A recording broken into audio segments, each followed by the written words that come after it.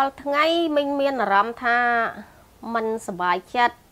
ដូចថាកូនចៅមិនបានទៅចូលសាលារៀនហើយជីវភាពកាន់តែដុនដាបទៅមិនថាតារូបមិញហើយក្នុងសហគមន៍ទាំងអស់គ្នាគឺដូចគ្នាសួរមើលទៅអ្នកណាមួយក៏ជាពាក់បំណុលគេដែរដោយសារតែយើងអត់មានអង្គហូបយើងខ្ចីគេទិញអង្គទិញម្ហូបកូនរៀនហើយយើងដើរតវ៉ារយៈពេល5ឆ្នាំចូល6ឆ្នាំហើយអញ្ចឹងធ្វើឲ្យបើជាពលរដ្ឋក្នុងមរីកាឡាហ្នឹងក៏មិនខុសពីមីងដែរគឺគាត់មិនសប្បាយចិត្តនឹងការអភិវឌ្ឍដោយបណ្ដេញពួកខ្ញុំចេញពីលំនៅឋានអញ្ចឹងពួកអីកិច្ចសន្យាគឺល្អណាស់ការអភិវឌ្ឍគឺល្អមែនតើចូលមកអភិវឌ្ឍមរីកាឡានិយាយសិតតែឲ្យមានផ្ទះនៅសមរម្យហើយមានតូបឲ្យរស់ស៊ីទៀតឥឡូវសំបីតែតូបក៏គ្មានផ្ទះក៏គ្មានមានការប៉ះពាល់ច្រើនទី1ត្រូវបែកបាក់គ្រួសារដោយសារតែ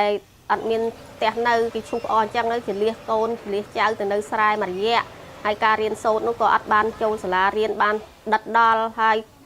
ការរកប្រាក់ចំណូលនោះក៏អត់មានហើយរាល់ថ្ងៃនេះប្រឈមនឹងបញ្ហាពេលភ្លៀងពេលខ្យល់មកក្មេងៗនៅម្ដុំនេះឈឺច្រើន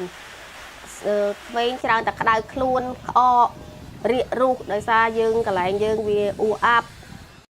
មីងគិតថាចង់ឲ្យអាជ្ញាធរហ្នឹងធ្វើការដោះស្រាយពួកមីងនេះឲ្យមានតម្លាភាព